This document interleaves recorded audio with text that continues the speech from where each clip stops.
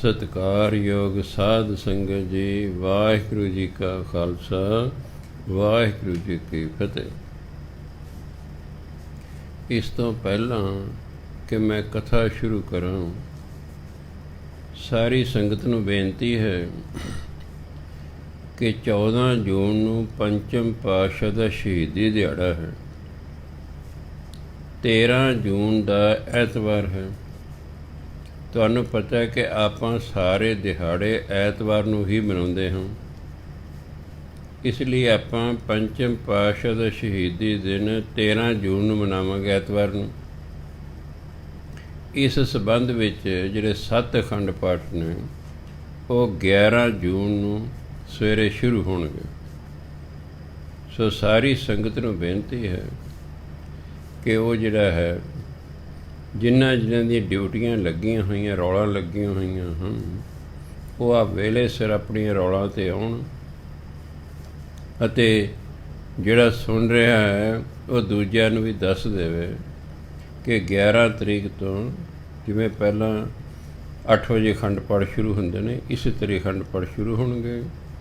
13 ਤਰੀਕ ਨੂੰ 7:30 ਵਜੇ ਅਖੰਡ ਪਾਠਾਂ ਦੇ ਭੋਗ ਪੈਣ ਲੱਗ ਜਾਣਗੇ। 8:05 ਤੱਕ ਜਿਹੜਾ ਹੈ ਭੋਗ ਪੈ ਜਾਂਦੇ ਨੇ। ਫਿਰ ਜਿਹੜਾ ਹੈ 2 ਸ਼ਬਦ ਪ੍ਰੋਫੈਸਰ ਸਾਹਿਬ ਅਤੇ ਨਰਿੰਦਰਪਾਲ ਸਿੰਘ ਜੀ ਇੱਕ ਸ਼ਬਦ ਪੜ੍ਹਨਗੇ। ਇਸ ਤਰ੍ਹਾਂ ਕੋਈ 8:30 ਵੱਜ ਜਾਣੇ, ਸਮਾਪਤੀ ਹੋ ਜਾਣੀ। ਫਿਰ ਆਪ ਜੀ ਨੂੰ ਖਵਾ ਪਿਆ ਕੇ ਤੋਰ ਦਿੱਤਾ ਜਾਵੇਗਾ। ਸੋ ਇਹ ਯਾਦ ਰੱਖਣਾ ਹੈ, 11 ਤਰੀਕ ਨੂੰ ਪਾਠ ਸ਼ੁਰੂ ਹੋਣੇ ਹਨ। ਸੋ ਇੱਕ ਦੂਜੇ ਨੇ ਦੱਸ ਦੇਣਾ ਪਾਠੀਆਂ ਦੂਜੀ ਸੰਗਤ ਨੂੰ। ਹੁਣ ਗੁਰੂ ਮਹਾਰਾਜ ਕਹਿੰਦੇ, ਅੰਗ ਨੰਬਰ 136 ਹੇਠਲਾ ਪੈਰਾ ਹੈ, ਕਿਉਂਕਿ ਕੱਲ੍ਹ 12 ਮਾਹ ਸਮਾਪਤ ਹੋ ਗਿਆ ਸੀ। ਅੱਗੇ ਬਾਣੀ ਸ਼ੁਰੂ ਹੈ।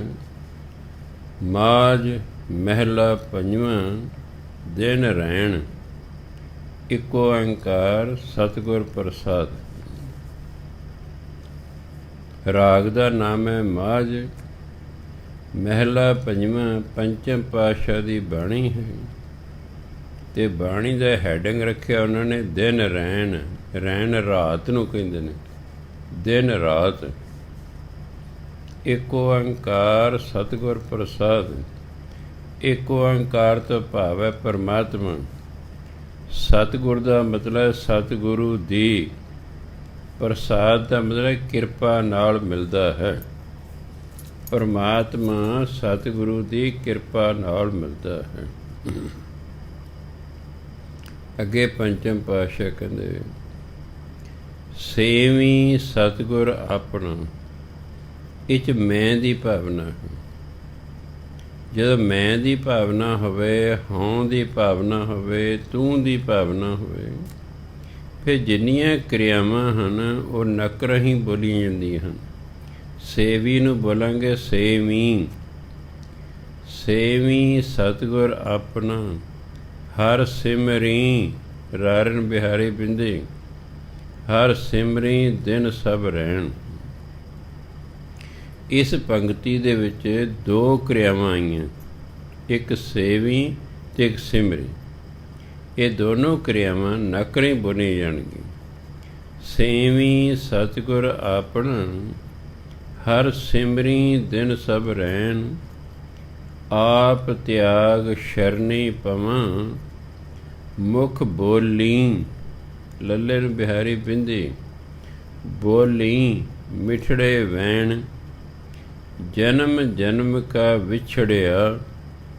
ਹਰ ਮੇਲੋ ਸੱਜਣ ਸੈਨ, ਜੋ ਜੀ ਹਰ ਤੇ ਵਿਛੜੇ। ਸੇ ਸੁਖ ਨ ਵਸਨ ਭੈਣ, ਹਰ ਪਿਰ ਬਿਨ ਚੈਨ ਨ ਪਾਈਐ। ਖੋਜ ਡਿਠੇ ਸਭ ਗੈਣ, ਆਪ ਕਮਾਣੈ ਵਿਛੜੀ। ਦੋਸ਼ ਨ ਕਾਹੂ ਦੇਣ, ਕਾਹੂ ਜਾਹੂ ਤਾਹੂ। 3 ਸ਼ਬਦ ਗੁਰਬਾਣੀ 'ਚ ਹੁੰਦੇ ਨੇ। ਇਹ ਬਿਨਾਂ ਟਿੱਪੀ ਤੋਂ ਪੜ੍ਹਨੇ ਨੇ। ਇਹ ਕਾਹੂ ਨਹੀਂ ਪੜ੍ਹ ਦੇਣਾ। ਇਹ ਹਿੰਦੀ ਦੇ ਸ਼ਬਦ ਨੇ, ਕਾਹੂ ਜਾਹੂ ਤਾਹੂ। ਦੋਸ਼ ਨ ਕਾਹੂ ਦੇਣ, ਕਰ ਕਿਰਪਾ ਪ੍ਰਭ ਰਾਖ ਲਿਓ, ਹੋਰ ਨਾਹੀ ਕਰਨ ਕਰੀਣ, ਹਰ ਤੁਧ ਬਿਨ ਖਾਕੂ ਰੂਲਣਾ, ਕਹੀਐ ਕਿੱਥੈ ਵੈਣ, ਨਾਨਕ ਕੀ ਬੇਨੰਤੀਆ। ਕੀ ਇੱਕ ਵਚਨ ਹੈ, ਇਸ ਲਈ ਅੱਗੇ ਬੇਨੰਤੀਆ ਵੀ ਇੱਕ ਵਚਨ ਹੈ। ਬੇਨੰਤੀਆ ਦਾ ਮਤਲਬ ਬੇਨਤੀ। ਨਾਨਕ ਕੀ ਬੇਨੰਤੀਆ, ਹਰ ਸੁਰਜਨ ਦੇਖਾਂ ਨੈਣ। ਇੱਥੇ ਦੇਖਾਂ ਕਿਰਿਆ ਹੈ, ਇਸ ਲਈ ਖੱਕੇ ਨੂੰ ਕਰਨਾ ਬਿੰਦੀ ਲਾ ਕੇ ਬਣੇ, ਦੇਖਾਂ ਨੈਣ। ਪੰਚਮ ਪਾਤਸ਼ਾਹ ਕਹਿੰਦੇ, ਸੇਵੀਂ ਸਤਿਗੁਰ ਆਪਣਾ। ਮੈਂ ਆਪਣੇ ਸਤਿਗੁਰੂ ਦੀ ਸੇਵਾ ਕਰਾਂਗਾ, ਹਰ ਸਿਮਰੀ ਦਿਨ ਸਭ ਰਹਿਣ। ਸਾਰੇ ਦਿਨ ਤੇ ਸਾਰੀਆਂ ਰਾਤਾਂ ਉਹਦਾ ਸਿਮਰਨ ਕਰਾਂਗਾ। ਆਪ ਤਿਆਗ ਸ਼ਰਣੀ ਪਵਾਂ, ਆਪ ਨੇ ਹਉਮੈ। ਮੈਂ ਆਪਣੇ ਅੰਦਰੋਂ ਹਉਮੈ ਛੱਡ ਕੇ ਪਰਮਾਤਮਾ ਦੇ ਸ਼ਰਣੀ ਪਵਾਂਗਾ, ਪਰਮਾਤਮਾ ਦੇ ਚਰਨੀ ਲੱਗਾਂਗਾ। ਮੁਖ ਬੋਲੀ ਮਿੱਠੜੇ ਵੈਣ, ਅਤੇ ਮੁਖ ਦੇ ਨਾਲ ਵੈਣ ਹੁੰਦਾ ਬੋਲ, ਮਿੱਠੇ ਬੋਲ ਬੋਲਾਂਗਾ। ਤੇ ਮੁਖ ਦੇ ਨਾਲ ਮਿੱਠੇ ਬੋਲ ਬੋਲਾਂਗਾ, ਬੋਲੀ ਬੋਲਾਂਗਾ, ਵੈਣ ਬੋਲ। ਜਨਮ ਜਨਮ ਕਾ ਵਿਛੜਿਆ, ਹਰ ਮੇਲੋ ਸੱਜਣ ਸੈਨ। ਹੇ ਪਰਮਾਤਮਾ, ਮੈਂ ਜਨਮਾਂ ਜਨਮਾਂਤਰਾਂ ਦਾ ਤੁਹਾਡੇ ਤੋਂ ਵਿਛੜਿਆ ਹੋਇਆ ਹਾਂ। ਤੁਸੀਂ ਮੇਰੇ ਸੱਜਣ ਹੋ। ਸੈਨ ਰਿਸ਼ਤੇਦਾਰ ਨੂੰ ਕਹਿੰਦੇ, ਕਿਉਂਕਿ ਪੰਚਮ ਪਾਤਸ਼ਾਹ ਪਰਮਾਤਮਾ ਨੂੰ ਕਹਿੰਦੇ, ਤੂੰ ਮੇਰਾ ਪਿਤਾ, ਤੂੰ ਹੈ ਮੇਰਾ ਮਾਤਾ, ਤੂੰ ਮੇਰਾ ਬੰਧਪ, ਤੂੰ ਮੇਰਾ ਭਰਾਤਾ। ਕਹਿੰਦੇ, ਹੈ ਪਰਮਾਤਮਾ, ਤੂੰ ਹੀ ਮੇਰਾ ਮਾਤਾ ਹੈ, ਤੂੰ ਹੀ ਮੇਰਾ ਪਿਤਾ ਹੈ, ਤੂੰ ਹੀ ਮੇਰਾ ਭਰਾ ਹੈ, ਤੂੰ ਹੀ ਮੇਰਾ ਰਿਸ਼ਤੇਦਾਰ ਹੈ। ਇਸ ਲਈ ਹੈ ਹਰੀ, ਮੈਂ ਜਨਮਾਂ ਜਨਮਾਂਤਾਂ ਤੋਂ ਤੇਰੇ ਨਾਲੋਂ ਵਿਛੜਿਆ ਹੋਇਆ ਹਾਂ। ਮੇਲੋ ਸੱਜਣ ਸੈਨ, ਹੈ ਮੇਰੇ ਸੱਜਣ ਪ੍ਰਭੂ, ਹੈ ਮੇਰੇ ਰਿਸ਼ਤੇਦਾਰ ਪ੍ਰਭੂ, ਮੈਨੂੰ ਆਪਣੇ ਨਾਲ ਮਿਲਾ ਲਓ। ਜੋ ਜੀ ਹਰ ਤੇ ਵਿਛੜੇ, ਜੀ ਮੈਨੇ ਜੀਵ, ਜਿਹੜੇ ਜੀਵ ਹਰੀ ਤੋਂ ਵਿਛੜ ਗਏ ਹਨ, ਸੇ ਸੁਖ ਨ ਵਸਨ ਭੈਣ। ਹੇ ਭੈਣੇ, ਉਹ ਤੇ ਸੁਖ ਨਾਲ ਵਸ ਹੀ ਨਹੀਂ ਸਕਦੇ, ਭਾਵ ਸੁਖੀ ਹੋ ਹੀ ਨਹੀਂ ਸਕਦੇ। ਮੈਂ ਕਿੰਨੇ ਵਾਰੀ ਕਿਹਾ ਕਿ ਵਿਛੋੜੇ ਵਿੱਚ ਹਮੇਸ਼ਾ ਦੁੱਖ ਹੁੰਦਾ, ਵਿਛੋੜੇ ਵਿੱਚ ਹਮੇਸ਼ਾ ਦੁੱਖ ਹੁੰਦਾ, ਮਿਲਾਪ ਦੇ ਵਿੱਚ ਹਮੇਸ਼ਾ ਸੁੱਖ ਹੁੰਦਾ ਹੈ। ਹੁਣ ਸਾਡੇ ਕੋਲ ਕੋਠੀਆਂ ਵੀ ਨੇ, ਕਾਰਾਂ ਵੀ ਨੇ, ਧੀ ਪੁੱਤਰ ਵੀ ਨੇ, ਨੌਕਰੀਆਂ ਵੀ ਨੇ, ਪੈਸਾ ਵੀ ਹੈ। ਇਸ ਬੰਦੇ ਨੂੰ ਪੁੱਛੇ, ਤੂੰ ਹੁਣ ਕਿਉਂ ਦੁਖੀ ਹੈ ਬਈ? ਵੀ ਸਭ ਕੁਛ ਹੈਗਾ, ਤੂੰ ਫਿਰ ਕਿਉਂ ਦੁਖੀ ਹੈ? ਉਹਨੂੰ ਸਮਝ ਨਹੀਂ ਆਉਂਦੀ ਕਿ ਮੈਂ ਦੁਖੀ ਕਿਉਂ ਹੂੰ। ਗੁਰਬਾਣੀ ਕਹਿੰਦੀ, ਤੂੰ ਪਰਮਾਤਮਾ ਵਿਛੜ ਗਿਆ, ਸਭ ਕੁਛ ਹੋਣ ਦੇ ਬਾਵਜੂਦ ਵੀ ਤੂੰ ਵਿਛੜਿਆ ਹੋਇਆ, ਇਸ ਲਈ ਦੁਖੀ ਹੈ। ਉਹਦੇ ਨਾਲ ਮਿਲਾਪ ਉਹਦਾ ਨਾਮ ਜਪ ਕੇ ਹੀ ਹੋ ਸਕਦਾ ਹੈ। ਪਹਿਲਾਂ ਉਸ ਤੋਂ ਮਾਫੀ ਮੰਗੋ, ਸੱਚੇ ਪਾਤਸ਼ਾਹ ਮੇਰੇ ਤੋਂ ਗਲਤੀ ਹੋ ਗਈ, ਮੈਂ ਤੇਰੀ ਆਗਿਆ ਨਹੀਂ ਮੰਨੀ, ਮੈਂ ਤੇਰਾ ਹੁਕਮ ਨਹੀਂ ਮੰਨਿਆ, ਮੈਂ ਆਪਣੀ ਮਰਜ਼ੀ ਕੀਤੀ, ਤੇਰਾ ਨਾਮ ਨਹੀਂ ਜਪਿਆ, ਪੁੱਠੇ ਸਿੱਧੇ ਕੰਮ ਕੀਤੇ, ਇਸ ਕਰਕੇ ਮੈਂ ਮਨਮੁਖ ਹੋਣ ਕਰਕੇ ਤੇਰੇ ਤੋਂ ਵਿਛੜ ਗਿਆ।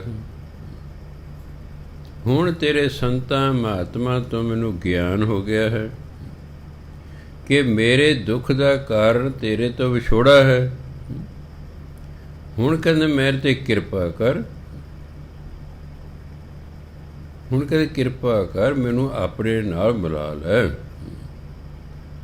ਸੋ ਜਿਹੜੇ ਪਰਮਾਤਮਾ ਦੇ ਜੀਵ ਵਿਛੜ ਗਏ ਨਾ, ਹੇ ਭੈਣੇ, ਉਹ ਤੇ ਸੁੱਖ 'ਚ ਵਸ ਹੀ ਨਹੀਂ ਸਕਦੇ, ਉਹ ਤੇ ਸੁਖੀ ਹੋ ਹੀ ਨਹੀਂ ਸਕਦੇ।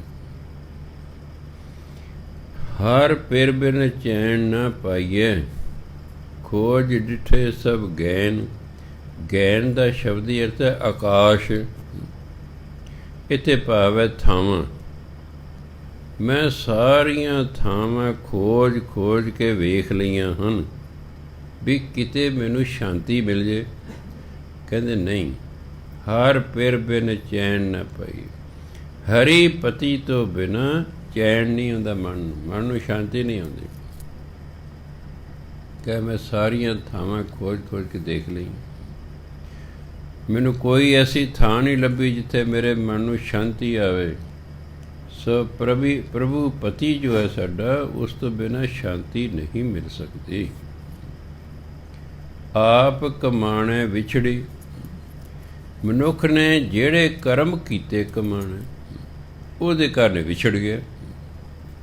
ਜਦੋਂ ਅਸੀਂ ਮਨ ਮਰਜ਼ੀ ਦੇ ਕਰਮ ਕਰਦੇ ਹਾਂ, ਉਹ ਕਰਮ ਹਮੇਸ਼ਾ ਹੀ ਪਰਮਾਤਮਾ ਦੇ ਸੁਭਾਅ ਦੇ ਵਿਰੁੱਧ ਹੁੰਦੇ ਨੇ। ਪਤਨੀ ਹੈ, ਉਹ ਪਤੀ ਦੇ ਵਿਚਾਰਾਂ ਦੇ ਵਿਰੁੱਧ ਕਰਮ ਕਰਦੀ ਹੈ, ਤਾਂ ਪਤੀ ਉਹਨੂੰ ਛੱਡ ਦੇਗਾ। ਮੈਂ ਨਹੀਂ ਤੇਰਾ, ਤੂੰ ਮੇਰੀ ਮੰਨਦੀ ਨਹੀਂ, ਆਪਣੀ ਮਰਜ਼ੀ ਕਰਦੀ ਹੈ, ਤੇ ਭੱਜ, ਮੈਂ ਨਹੀਂ ਤੇਰਾ। ਅਸੀਂ ਆਪਣੇ ਕਰਮਾਂ ਕਾਰਨ ਹੀ ਪਰਮਾਤਮਾ ਤੋਂ ਵਿਛੜ ਗਏ ਹਾਂ। ਦੋਸ਼ ਨਾ ਕਾਹੂ ਦੇਣ। ਅਸੀਂ ਕਿਸੇ ਨੂੰ ਦੋਸ਼ ਨਹੀਂ ਦੇ ਸਕਦੇ ਵੀ ਫਲਾਣੇ ਕਰਕੇ ਮੈਂ ਦੁਖੀ ਹਾਂ ਜੀ। ਸਾਡੀ ਆਦਤ ਹੈ, ਅਸੀਂ ਆਪਣਾ ਕਸੂਰ ਨਹੀਂ ਮੰਨਦੇ, ਅਸੀਂ ਦੂਜਿਆਂ ਨੂੰ ਕਸੂਰਵਾਰ ਮੰਨਦੇ। ਮੁੰਡੇ ਵਾਲੇ ਕਹਿਣਗੇ ਸਾਡੀ ਨੂੰਹ ਨਲਾਇਕ ਹੈ ਜੀ, ਕੁੜੀ ਵਾਲੇ ਕਹਿਣਗੇ ਸਾਡੇ ਮੁੰਡੇ ਜਿਹੜੇ ਸਹੁਰੇ, ਕੁੜੀ ਦੇ ਸਹੁਰੇ, ਉਹ ਨਲਾਇਕ ਨੇ। ਆਪਣਾ ਕਸੂਰ ਕੋਈ ਨਹੀਂ ਮੰਨਦਾ। ਜੇ ਆਪਣਾ ਕਸੂਰ ਬੰਦਾ ਮੰਨ ਲਏ ਤਾਂ ਗੱਲ ਨਿਬੜ ਗਈ ਕੰਮ। ਜਦੋਂ ਗਲਤੀ ਹੋਏਗੀ ਸੌਰੀ ਫੀਲ ਕਰੋ ਵੀ ਅੱਗੇ ਤਾਂ ਨਹੀਂ ਮੈਂ ਕਰਦੀ ਜਾਂ ਕਰਦਾ ਨਹੀਂ, ਮੈਂ ਠੀਕ ਆ, ਦੂਜਾ ਗਲਤ ਹੈ। ਉਹ ਕਹਿੰਦਾ ਮੈਂ ਠੀਕ ਆ, ਦੂਜਾ ਗਲਤ ਹੈ।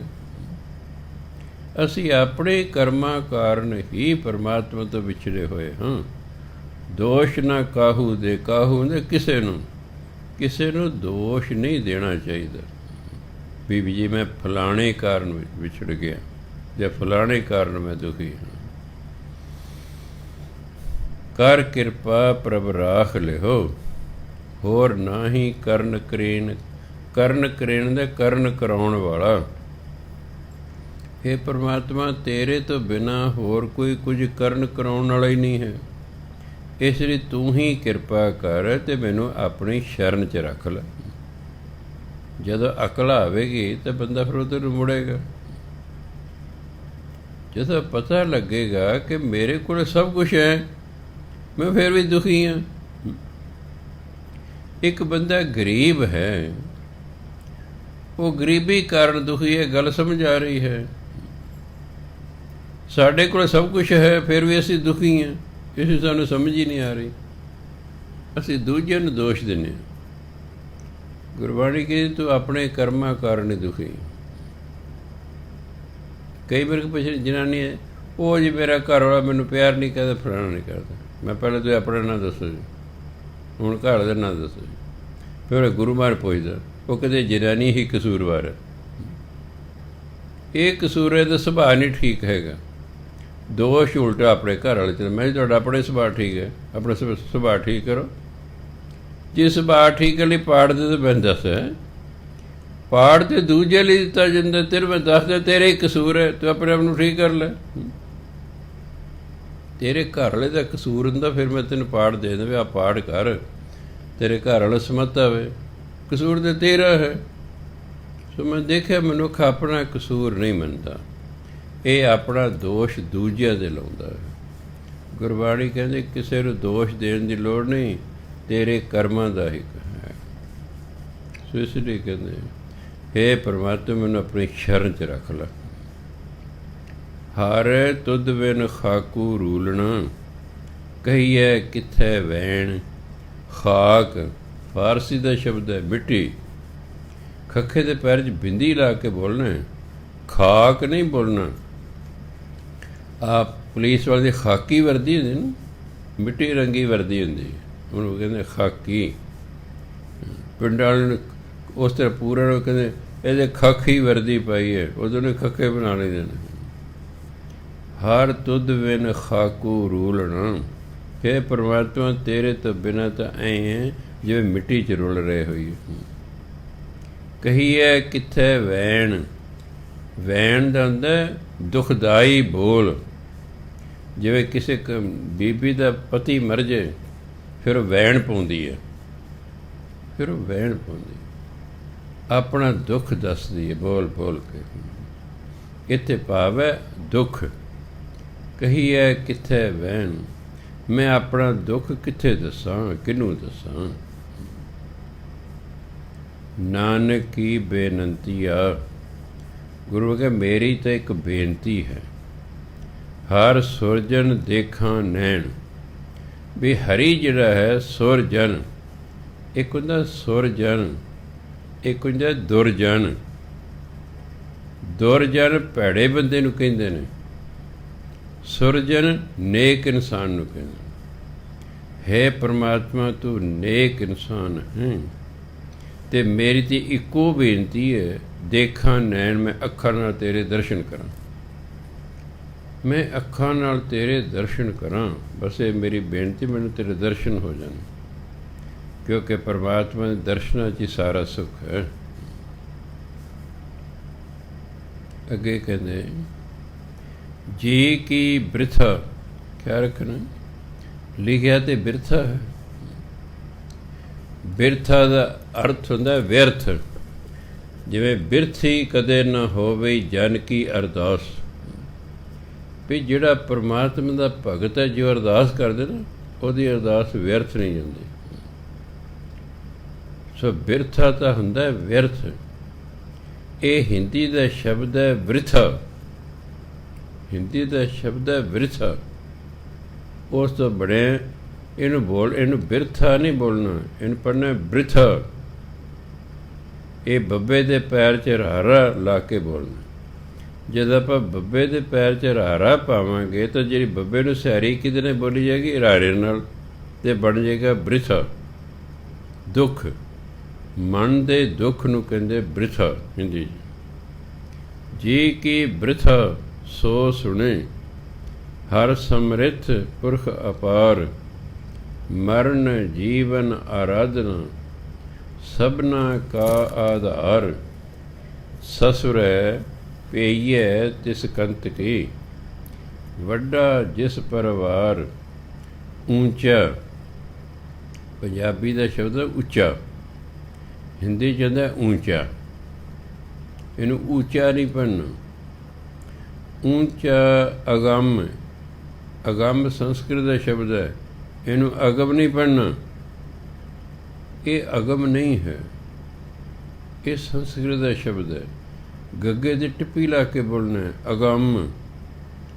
ਉੱਚਾ ਅਗੰਮ ਅਗਾਧ ਬੋਧ, ਕਿਛ ਅੰਤ ਨ ਪਾਰਾਵਾਰ, ਸੇਵਾ ਸਾ ਤਿਸ ਭਾਵ ਸੀ, ਸੰਤਾਂ ਤੱਤੇ ਨੂੰ ਕਰਨਾ ਬਿੰਦੇ, ਸੰਤਾਂ ਕੀ ਹੋਏ ਛਾਰ, ਦੀਨਾ ਨਾਥ ਦਇਆਲ ਦੇਵ, ਪਤਿਤ ਉਦਾਹਰਨ ਹਾਰ, ਆਦ ਜੁਗਾਦੀ ਰਖਦਾ, ਸਚ ਨਾਮ ਕਰਤਾਰ,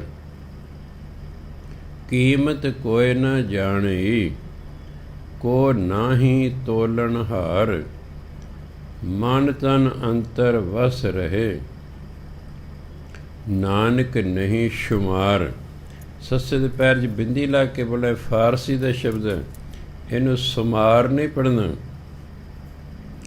ਜੇ ਕੋਈ ਫਾਰਸੀ ਵਾਲਾ ਬੈਠਾ ਹੋਇਆ ਤਾਂ ਉਹ ਕਹੇਗਾ ਬੋਲ ਨਹੀਂ ਆਉਂਦਾ। ਜੇ ਮੈਂ ਕਹਦੇ ਹਾਂ, ਮੰਨ ਲਓ ਇੰਗਲਿਸ਼ ਪੜ੍ਹ ਰਿਹਾ ਮੈਂ ਬੋਲਦੇ ਹੀ ਇਜ਼ ਟਾਲਕਿੰਗ, ਲਿਖਿਆ ਤਾਂ ਟਾਲਕਿੰਗ ਹੀ ਹੈ ਨਾ, ਅਤੇ ਮੈਂ ਬੋਲੇ ਹੀ ਇਜ਼ ਟਾਲਕਿੰਗ, ਅਤੇ ਅੱਗੇ ਅੰਗਰੇਜ਼ੀ ਵਾਲਾ ਬੈਠਾ, ਉਹ ਕਹੇ ਕਿਆ ਯਾਰ ਇਹਨਾਂ ਨੂੰ ਅੰਗਰੇਜ਼ੀ ਨਹੀਂ ਆਉਂਦੀ। ਸ਼ੁਮਾਰ ਫਾਰਸੀ ਦਾ ਸ਼ਬਦ ਹੈ ਗਿਣਤੀ। ਮਨ ਤਨ ਅੰਤਰ ਵਸ ਰਹੇ, ਨਾਨਕ ਨਹੀਂ ਸ਼ੁਮਾਰ, ਦਿਨ ਰੈਣ ਜੇ ਪ੍ਰਭ ਕੋ ਸੇਵ ਦੇ, ਜਾਂ ਸੀਵ ਦੇ, ਇੱਕੋ ਹੀ ਗੱਲ। ਦਿਨ ਕਹਿ ਸਦ ਬਲਿਹਾਰ। ਪੰਚਮ ਪਾਤਸ਼ਾਹ ਕਹਿੰਦੇ ਜੀ ਕੀ ਬ੍ਰਿਥਾ ਸੋ ਸੁਣੇ। ਇਹ ਮਨ ਦੀ ਪੀੜਾ, ਮਨ ਦਾ ਦੁੱਖ ਉਹੀ ਸੁਣ ਸਕਦਾ ਹੈ।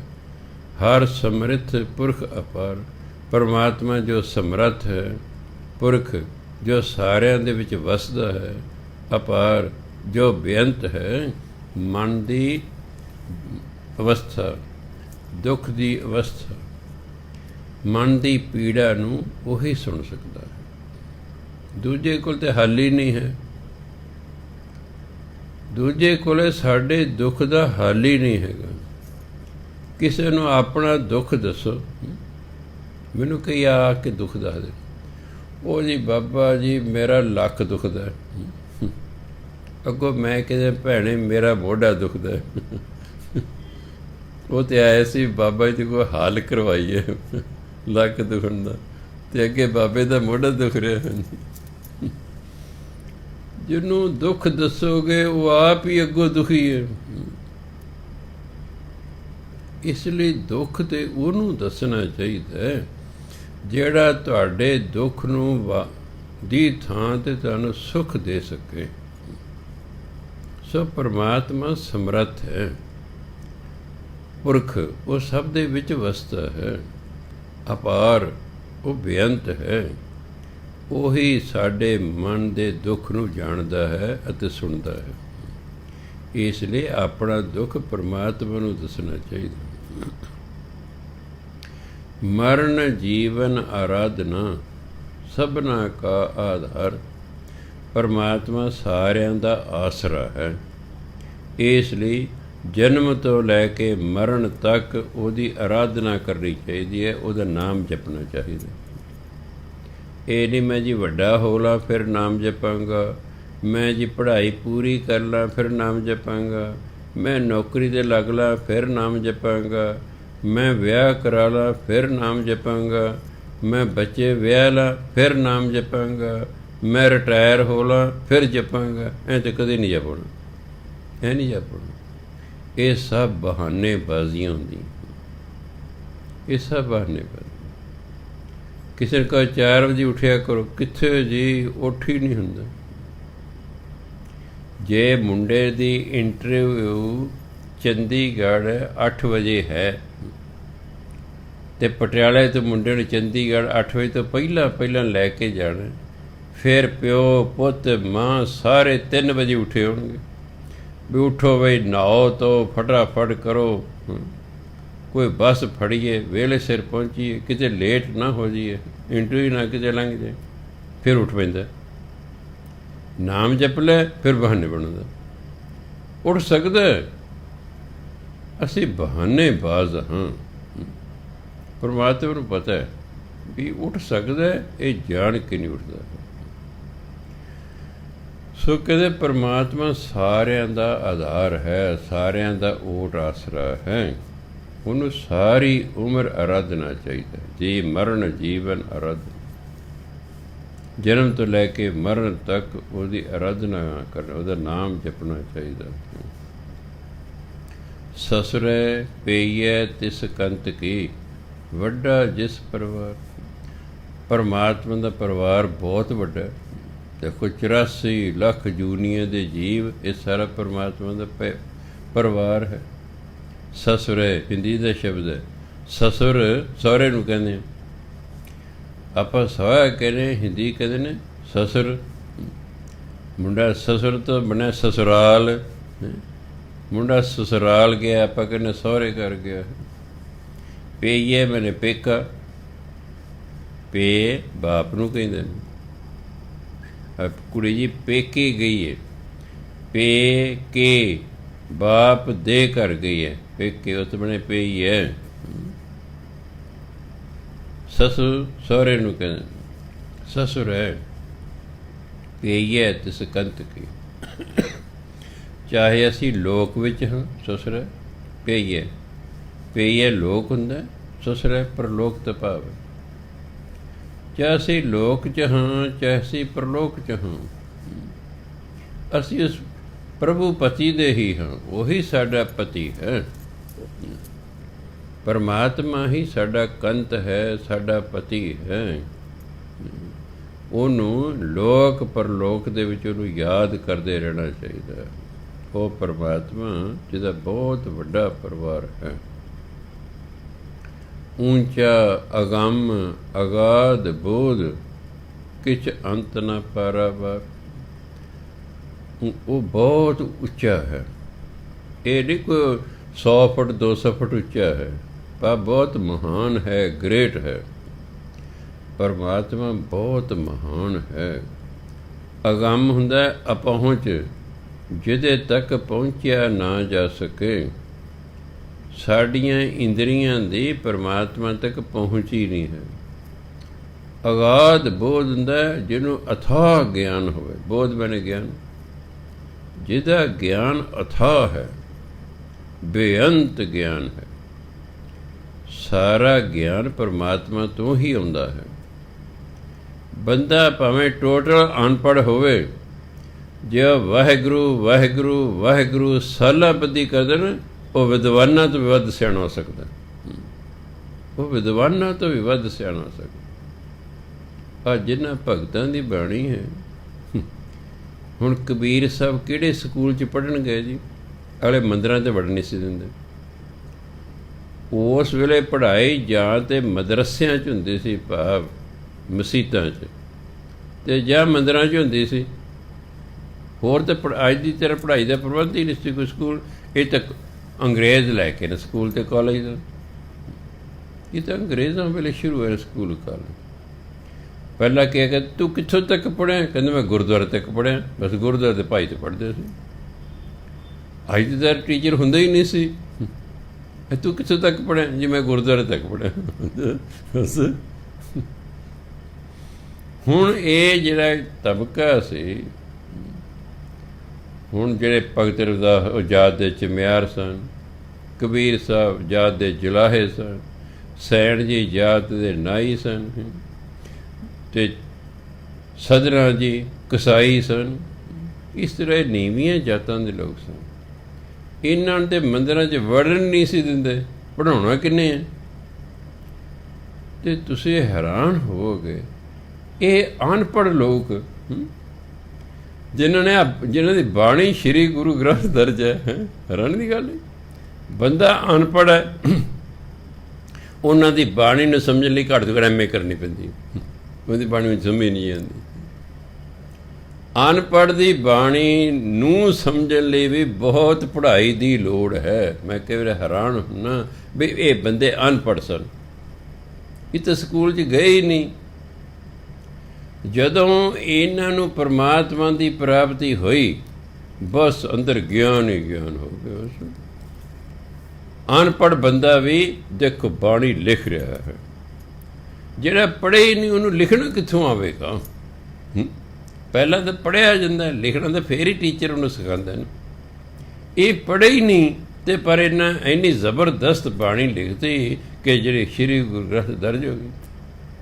ਅਨਪੜ੍ਹ ਬੰਦਾ ਵੀ ਜਦੋਂ ਪਰਮਾਤਮਾ ਦੀ ਪ੍ਰਾਪਤੀ ਕਰੇ, ਦੁਨੀਆ ਭਰ ਦਾ ਗਿਆਨ ਹੋ ਜਾਂਦਾ ਉਸਨੂੰ।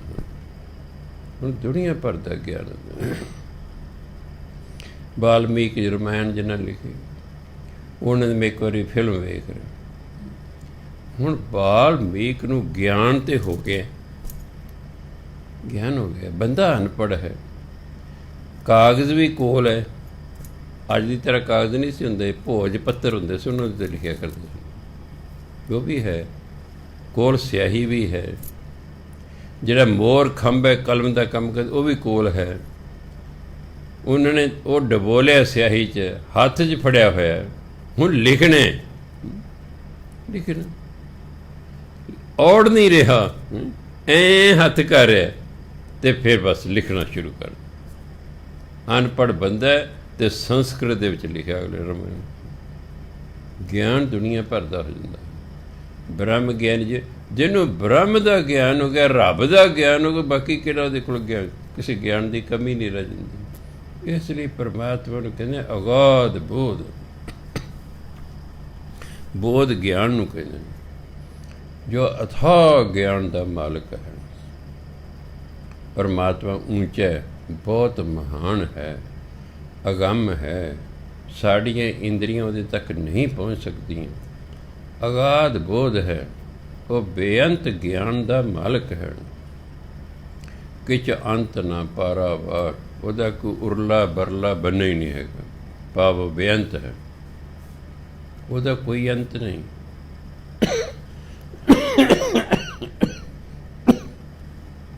ਕਾਕੇ ਪਾਰਾਵਾਰ ਦੋ ਸ਼ਬਦਾਂ ਤੋਂ ਬਣਿਆ।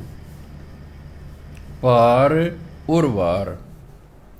ਪਾਰ ਮੈਨੇ ਪਰਲਾ ਬੰਨਾ, ਉਰਵਾਰ ਮੈਨੇ ਉਰਲਾ ਬੰਨਾ। ਨਾ ਕੋ ਪਰਮਾਤਮਾ ਦਾ ਇਹ ਪਤਾ ਵੀ ਇੱਥੋਂ ਸ਼ੁਰੂ ਹੁੰਦਾ ਤੇ ਨਾ ਇਹ ਪਤਾ ਵੀ ਉੱਥੇ ਜਾ ਕੇ ਮੁੱਕਦਾ ਹੈ। ਉਹ ਬੇਅੰਤ ਹੈ। ਸੇਵਾ ਸਾਤ ਇਸ ਭਾਵ ਸੀ, ਸੰਤਾਂ ਕੀ ਹੋਏ ਛਾਰ। ਛਾਰ ਹੁੰਦੀ ਚਰਨ ਧੂੜ, ਹੁੰਦੀ ਛਾਰ ਹੁੰਦੀ ਮਿੱਟੀ ਸੁਆਹ, ਇੱਥੇ ਭਾਵ ਹੈ ਚਰਨ ਧੂੜ। ਜਿਹੜਾ ਸੰਤਾਂ ਦੀ ਚਰਨ ਧੂੜ ਬਣ ਜੇ, ਭਾਵ ਨਿਮਰਤਾ ਸਹਿਤ ਸੰਤਾਂ ਦੀ ਸੰਗਤ ਕਰੇ, ਸੰਤਾਂ ਦੀ ਸੇਵਾ ਕਰੇ। ਸੇਵਾ ਸਾਤ ਇਸ ਭਾਵ, ਇਹ ਸੇਵਾ ਪਰਮਾਤਮਾ ਨੂੰ ਚੰਗੀ ਲੱਗਦੀ ਹੈ। ਨਿਮਰਤਾ ਸਹਿਤ ਸੰਤਾਂ ਦੀ ਸੰਗਤ ਕਰਨਾ, ਸੰਤਾਂ ਦੀ ਸੇਵਾ ਕਰਨਾ, ਇਹ ਸੇਵਾ ਪਰਮਾਤਮਾ ਨੂੰ ਚੰਗੀ ਲੱਗਦੀ ਹੈ। ਦੀਨਾਨਾਥ ਦਇਆਲ ਦੇਵ, ਪਤਿਤ ਉਦਾਹਰਣ ਹਾਰ। ਦੀਨ ਨਿਮਾਣੇ ਨਿਤਾਣੇ, ਨਾਥ ਦਾ ਮਾਲਕ ਪਰਮਾਤਮਾ ਨਿਮਾਣੇ ਨਿਤਾਣਿਆਂ ਦਾ ਮਾਲਕ ਹੈ। ਦਇਆਲ ਦੇਵ, ਉਹ ਬੜਾ ਦਿਆਲੂ ਹੈ। ਪਤਿਤ ਪਾਪੀ, ਉਦਾਹਰਣ ਹਾਰ, ਪਾਪੀਆਂ ਦਾ ਭਲਾ ਕਰਨ ਵਾਲਾ ਹੈ। ਕੋਈ ਵੀ ਪਾਪੀ ਉਹਦੀ ਸ਼ਰਨ ਚ ਆ ਜਾਏ, ਪਰਮਾਤਮਾ ਨੂੰ ਬਖਸ਼ ਦਿੰਦਾ।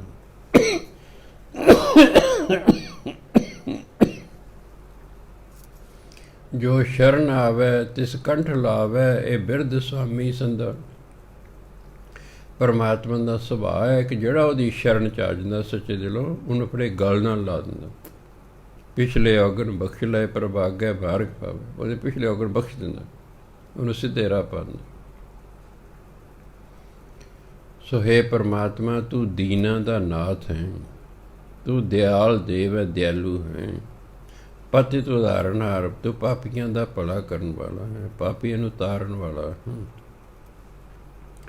ਆਦ ਜੁਗਾਦੀ ਰੱਖਦਾ, ਸੱਚ ਨਾਮ ਕਰਤਾ। ਪਰਮਾਤਮਾ ਦਾ ਨਾਮ ਸੱਚ ਹੈ, ਸਦੀਵੀ ਹੈ। ਪਰਮਾਤਮਾ ਆਪ ਹੀ ਸਦਾ ਰਹਿਣ ਵਾਲਾ, ਇਸ ਲਈ ਉਹਦਾ ਨਾਮ ਵੀ ਸਦਾ ਰਹਿਣ ਵਾਲਾ ਹੈ। ਉਹ ਆਦ ਜੁਗਾਦ ਤੋਂ ਆਪਣੇ ਭਗਤਾਂ ਦੀ ਰੱਖਿਆ ਕਰਦਾ। ਜਿਹੜਾ ਵੀ ਉਹਦੀ ਸ਼ਰਨ ਚ ਆਉਂਦਾ, ਉਹਦੀ ਰੱਖਿਆ ਕਰਦਾ। ਆਦ ਆਰੰਭ ਤੋਂ, ਜਦੋਂ ਸੰਸਾਰ ਬਣਿਆ ਉਦੋਂ ਤੋਂ, ਜੁਗਾਦ ਜਦੋਂ ਯੁੱਗ ਸ਼ੁਰੂ ਹੋਏ ਉਦੋਂ ਤੋਂ, ਭਾਵ ਹਮੇਸ਼ਾ ਤੋਂ ਹੀ ਪਰਮਾਤਮਾ ਦੀ ਜਿਹੜਾ ਵੀ ਸ਼ਰਨ ਚ ਆਉਂਦਾ, ਪਰਮਾਤਮਾ ਦੀ ਰੱਖਿਆ ਕਰਦਾ। ਕੀਮਤ ਕੋਇ ਨਾ ਜਾਣੀ, ਕੋ ਨਾ ਹੀ ਤੋਲਣ ਹਾਰ। ਪਰਮਾਤਮਾ ਦੀ ਕੋਈ ਕੀਮਤ ਜਾਣਦਾ ਹੀ ਨਹੀਂ ਹੈ, ਕਿ ਉਹਦੀ ਕੀਮਤ ਪਾਈ ਨਹੀਂ ਜਾ ਸਕਦੀ। ਉਹਨੂੰ ਕੋਈ ਤੋਲ ਨਹੀਂ ਸਕਦਾ, ਉਹਦਾ ਕੋਈ ਅੰਦਾਜ਼ਾ ਨਹੀਂ ਲਾ ਸਕਦਾ। ਨਾ ਉਹਦੀ ਕੋਈ ਕੀਮਤ ਪਾ ਸਕਦਾ, ਨਾ ਕੋਈ ਉਹਦੀ ਕੀਮਤ ਦਾ ਅੰਦਾਜ਼ਾ ਲਾ ਸਕਦਾ ਹੈ। ਮਨ ਤਨ ਅੰਤਰ ਵਸ ਰਹੇ, ਨਾਨਕ ਨਹੀਂ ਸ਼ੁਮਾਰ। ਉਹ ਪਰਮਾਤਮਾ ਜਿਹਦੇ ਗੁਣਾਂ ਦੀ ਗਿਣਤੀ ਹੀ ਕੋਈ ਨਹੀਂ, ਸ਼ੁਮਾਰ ਗਿਣਤੀ, ਜਿਹਦੇ ਗੁਣਾਂ ਦੀ ਗਿਣਤੀ ਹੀ ਨਹੀਂ ਹੈ, ਉਹ ਸਭ ਦੇ ਮਨ ਤੇ ਤਨ ਵਿੱਚ ਵਸਦਾ ਹੈ। ਇਹ ਨਹੀਂ ਵੀ ਫਲਾਣੇ ਦੇ ਵਸਦਾ ਤੇ ਫਲਾਣੇ ਦੇ ਨਹੀਂ ਵਸਦਾ। ਪਰਮਾਤਮਾ ਨੇ ਜੋ ਵੀ ਬਣਾਇਆ ਉਸ ਦੇ ਵਿੱਚ ਉਹ ਵਸਦਾ ਹੈ। ਜਿਹੜੇ ਪਹਾੜ ਬਣਾਏ ਤੇ ਪਰਮਾਤਮਾ ਪੱਥਰ ਦੇ ਵਿੱਚ ਵੀ ਵਸਦਾ ਹੈ। ਤਾਂ ਹੀ ਧੰਨਾ ਭਾਈ ਜੀ ਪੱਥਰ 'ਚ ਪ੍ਰਗਟ ਕਰ ਲਿਆ। ਜੇ ਪੱਥਰ 'ਚ ਵਸਦਾ ਹੀ ਨਾ ਹੁੰਦਾ ਫਿਰ ਪਰਮਾਤਮਾ ਕਹਿੰਦੇ ਕਣ ਕਣ ਮੇਂ ਭਗਵਾਨ। ਪਰਮਾਤਮਾ ਹਰ ਇੱਕ ਚੀਜ਼ ਦੇ ਵਿੱਚ ਵਸਦਾ, ਜੋ ਵੀ ਉਸਨੇ ਬਣਾਈ ਹੈ। ਪਾਣੀ 'ਚ ਉਹ ਵਸਦਾ ਹੈ, ਅੱਗ 'ਚ ਉਹ ਵਸਦਾ ਹੈ, ਬਨਸਪਤੀ 'ਚ ਉਹ ਵਸਦਾ ਹੈ, ਜਾਨਦਾਰ ਚੀਜ਼ਾਂ 'ਚ ਉਹ ਵਸਦਾ ਹੈ, ਬੇਜਾਨ ਚੀਜ਼ਾਂ 'ਚ ਉਹ ਵਸਦਾ ਹੈ। कोई ऐसी थां नहीं, कोई ऐसी चीज़ नहीं जिस 'ਚ परमात्मा नहीं बसता। पर 84 ਲੱਖ ਜੂਨੀਆਂ 'ਚੋਂ ਇੱਕੋ ਇੱਕ ਜੂਨੀ ਮਨੁੱਖਾ ਜੂਨੀ ਹੈ ਜਿਸ 'ਚ ਪਰਮਾਤਮਾ ਨੂੰ ਪ੍ਰਗਟ ਕੀਤਾ ਜਾ ਸਕਦਾ। ਪਰਮਾਤਮਾ ਵਸਦਾ ਸਾਰਿਆਂ 'ਚ, ਪਰ ਹੋਰ ਕਿਸੇ ਜੂਨੀ ਸਮਰਥ ਹੀ ਨਹੀਂ ਕਿ ਉਹ ਪਰਮਾਤਮਾ ਨੂੰ ਆਪਣੇ ਅੰਦਰੋਂ ਪ੍ਰਗਟ ਕਰ ਲੈ। ਇਹ ਸਿਰਫ ਤੇ ਸਿਰਫ ਦਿਮਾਗ ਪਰਮਾਤਮਾ ਨੇ ਮਨੁੱਖ ਨੂੰ ਦਿੱਤਾ ਕਿ ਤੂੰ ਮੈਨੂੰ ਆਪਣੇ ਅੰਦਰੋਂ ਪ੍ਰਗਟ ਕਰ ਲੈ, ਫਿਰ ਤੇਰੇ ਤੇ ਮੇਰੇ 'ਚ ਕੋਈ ਫਰਕ ਨਹੀਂ ਰਹੇਗਾ। ਤੂੰ ਮੇਰੇ ਨਾਲ ਮਿਲ ਜਾਵੇਂਗਾ ਤੇ ਤੇਰਾ ਹਮੇਸ਼ਾ ਲਈ ਇਹਨਾਂ ਜੂਨੀਆਂ ਤੋਂ ਛੁਟਕਾਰਾ ਹੋ ਜਾਏਗਾ। ਜੰਮਣ ਮਰਨ ਤੋਂ ਤੂੰ ਰਹਿਤ ਹੋ ਜਾਵੇਂਗਾ। ਪਰ ਮੈਂ ਦੇਖਿਆ ਇਹ ਬੰਦਾ ਜੇ ਕੀੜਾ ਹੈ ਉਹਨੂੰ ਕੀੜਾ ਜੂਨੀ ਪਸੰਦ ਹੈ। ਸੂਰ ਹੈ, ਕਿੰਨਾ ਗੰਦਮੰਦ ਖਾਂਦਾ ਹੈ, ਉਹਨੂੰ ਸੂਰ ਜੂਨੀ ਹੀ ਪਸੰਦ ਹੈ। ਸੂਰ ਬਾਰੇ ਤਾਂ ਕਿਹਾ ਵੀ ਜਾਂਦਾ ਵੀ ਇੱਕ ਸੂਰ ਸੀ, ਗੰਦੀ ਨਾਲੀ ਦੇ ਵਿੱਚ ਮੂੰਹ ਮਾਰੀ ਜਾ ਰਿਹਾ ਸੀ। ਨਾਰਦ ਜੀ ਆਕਾਸ਼ 'ਚ ਜਾ ਰਹੇ ਸਨ, ਉਹਨੂੰ ਸੂਰ 'ਤੇ ਤਰਸ ਆ ਗਿਆ ਵੀ ਕੀ ਵਿਚਾਰਾ ਗੰਦ 'ਚ ਗੰਦ ਖਾ ਰਿਹਾ। ਉਹ ਹੇਠਾਂ ਆਏ, ਸੂਰ ਦੀ ਬੋਲੀ 'ਚ ਬੋਲਦੇ ਨੇ ਵੀ ਮੈਂ ਨਾ ਸਵਰਗ ਨੂੰ ਚੱਲਿਆ, ਤੂੰ ਜਾਣੇ। ਅੱਗੋਂ ਸੂਰ ਕਹਿੰਦਾ ਵੀ ਸਵਰਗ 'ਚ ਕੀ ਹੁੰਦਾ ਹੈ? ਕਹਿੰਦੇ ਉੱਥੇ ਬਹੁਤ ਵਧੀਆ ਖਾਣ ਪੀਣ ਨੂੰ ਹੈ, ਬਹੁਤ ਵਧੀਆ ਰਹਿਣ ਨੂੰ ਹੈ, ਬਹੁਤ ਵਧੀਆ ਪਹਿਨਣ ਨੂੰ ਹੈ, ਬੜੇ ਸੁੰਦਰ ਬਾਗ ਨੇ, ਬੜਾ ਸੁੰਦਰਤਾ ਹੈ। ਸੁਣੀ ਗਿਆ ਸੂਰ। ਕਹਿੰਦੇ ਮੈਨੂੰ ਇਹ ਦੱਸੋ ਵੀ ਸਵਰਗ ਦੇ ਵਿੱਚ ਗੰਦੀਆਂ ਨਾਲੀਆਂ ਹੈਗੀਆਂ? ਕਹਿੰਦੇ ਵੀ ਉਹ ਤਾਂ ਨਹੀਂ ਹੈਗੀਆਂ। ਕਹਿੰਦਾ ਤਾਂ ਨਹੀਂ ਮੈਂ ਜਾਂਦਾ, ਤਾਂ ਨਹੀਂ ਮੈਂ ਜਾਂਦਾ। ਭਗਤ ਰਵਿਦਾਸ ਜੀ ਕਹਿੰਦੇ ਉਹ ਬੰਦਿਆ ਆ ਮੈਂ ਤੈਨੂੰ ਉਸ ਸ਼ਹਿਰ 'ਚ ਲੈ ਜਾ ਜਿੱਥੇ ਦੁੱਖ ਹੀ ਕੋਈ ਨਹੀਂ। ਇਹ ਬੰਦਾ ਕਹਿੰਦਾ ਮੈਂ ਨਹੀਂ ਜਾਂਦਾ ਭਗਤ ਜੀ, ਤੁਸੀਂ ਜਾਓ। ਇਹ ਨਹੀਂ ਜਾਂਦਾ। ਧੰਨਾ ਜੀ ਬਾਰੇ ਆਉਂਦਾ, ਜੱਟ ਸੀ, ਗੱਡਾ ਗੁੱਡਾ ਰੱਖਿਆ। ਇੱਕ ਵਾਰ ਸੱਚਖੰਡ ਜਾਣਾ ਸੀ। ਕਹਿ ਚੱਲ ਯਾਰ ਪਿੰਡ ਦੇ ਲੋਕ ਨੇ, ਪਿੰਡ ਦਾ ਭਲਾ ਹੋ ਜਾਏਗਾ। ਅਨਾਊਂਸਮੈਂਟ ਕਰਤੀ ਹੈ ਕਿ ਮੈਂ ਕੱਲ੍ਹ ਨੂੰ ਇੰਨੇ ਵਜੇ ਸੱਚਖੰਡ ਨੂੰ ਜਾ ਰਿਹਾ। ਜੇ ਕਿਸੇ ਨੇ ਸੱਚਖੰਡ ਜਾਣਾ ਮੇਰੇ ਗੱਡੇ 'ਤੇ ਆ ਕੇ ਇੰਨੇ ਵਜੇ ਤੱਕ ਬੈਠ ਜਾਓ, ਮੈਂ ਉਹਨੂੰ ਲੈ ਜਾਵਾਂਗਾ। ਕੋਈ ਤਾਂ ਹੱਸੇਗਾ, ਵਿਸ਼ਵਾਸ ਹੀ ਨਹੀਂ ਕੀਤਾ। ਚਲੋ ਇੱਕ ਬੁੜੀ ਮਾਈ ਆ ਗਈ, ਆ ਕੇ ਬੈਠ ਗਈ। ਉਧਰ ਟਾਈਮ ਹੋ ਗਿਆ। ਧੰਨਾ ਜੀ ਕਹਿੰਦੇ ਮਾਤਾ ਜੀ ਚਲੀਏ? ਕਹਿੰਦੇ ਉਹ ਪੁੱਤ ਮੈਨੂੰ ਜ਼ਰੂਰੀ ਕੰਮ ਯਾਦ ਆ ਗਿਆ, ਮੈਂ ਕੰਮ ਕਰ ਲਾ, ਤੂੰ ਜਾ। ਅਸੀਂ ਤਾਂ ਸੱਚਖੰਡ ਨੂੰ ਜਾਣ ਨੂੰ ਵੀ ਤਿਆਰ ਨਹੀਂ ਹੈਗੇ। ਉਂਝ ਹੀ ਲੱਗਦਾ ਸਾਨੂੰ ਹੈ ਸੱਚੇ ਪਾਤਸ਼ਾਹ ਅਸੀਂ ਸੱਚਖੰਡ ਚਲੇ ਜਾਈਏ ਅਤੇ ਸੱਚੇ ਪਾਤਸ਼ਾਹ ਹੁਣੇ ਆ ਜਾਏ ਵੀ ਚੱਲ ਵੀ ਸੱਜਣਾ। ਅਤੇ ਸ਼ਾਇਦ ਮੈਂ ਵੀ ਸੋਚੀ ਪੈ ਜਾਵੇ, ਮੇਰਾ ਤਾਂ ਆ ਵੀ ਅਜੇ ਅੰਮ੍ਰਿਤ ਸਮਝਾਉਣਾ ਸੀ, ਮੈਂ ਸੰਗਤ ਆ ਵੀ ਸਮਝਾਉਣਾ ਸੀ। ਮੈਂ ਕਹਾਂਗਾ ਜੀ 2-4 ਘੰਟੇ ਠਹਿਰ ਜਾਓ, ਹੋ ਸਕਦਾ। ਇਹ ਨਹੀਂ ਜਾਂਦਾ ਬੰਦਾ, ਇਹ ਤੇ ਧੱਕੇ ਥੋੜ੍ਹੇ ਜਿਹੇ ਖਾਈ ਜਾਂਦਾ ਹੈ। ਸੋ ਇਸ ਲਈ ਗੁਰੂ ਮਹਾਰਾਜ ਕਹਿੰਦੇ ਉਹ ਪਰਮਾਤਮਾ ਜਿਹਦੇ ਗੁਣਾਂ ਦਾ ਸ਼ੁਮਾਰ ਗਿਣਤੀ ਹੀ ਕੋਈ ਨਹੀਂ, ਵਸਦਾ ਤਾਂ ਸਾਡੇ ਅੰਦਰ ਹੀ ਹੈ, ਪਰ ਉਹ ਗੁਪਤ ਰੂਪ ਵਿੱਚ ਹੋਣ ਕਰਕੇ ਅਸੀਂ ਉਸ ਤੋਂ ਕੋਈ ਲਾਭ ਨਹੀਂ ਉਠਾਉਂਦੇ। ਉਹਨੂੰ ਪ੍ਰਗਟ ਕਰਨਾ ਬਸ। ਦਿਨ ਰਹਿਣ ਜੇ ਪ੍ਰਭ ਕਉ ਸੇਮ ਦੇ, ਜਿਹੜੇ ਦਿਨ ਰਾਤ ਪਰਮਾਤਮਾ ਦਾ ਸਿਮਰਨ ਕਰਦੇ ਹਨ, ਤਿਨ ਕਹਿ ਸਦ ਬਲਿਹਾਰ। ਗੁਰੂ ਮਹਾਰਾਜ ਕਹਿੰਦੇ ਮੈਂ ਉਹਨਾਂ ਦਾ ਸਦਾ ਬਲਿਹਾਰ ਜਾਂਦਾ ਹਾਂ, ਵਾਰੇ ਜਾਂਦਾ, ਸਦਕੇ ਜਾਂਦਾ, ਕੁਰਬਾਨ ਜਾਂਦਾ, ਜਿਹੜੇ ਦਿਨ ਰਾਤ ਤੇਰਾ ਸਿਮਰਨ ਕਰਦੇ ਹਨ। ਕਿ ਦਿਨ ਰਾਤ ਸਿਮਰਨ ਕਰੇਗਾ ਤਾਂ ਹੀ ਉਹਦੀ ਪ੍ਰਾਪਤੀ ਹੋਵੇਗੀ ਨਾ।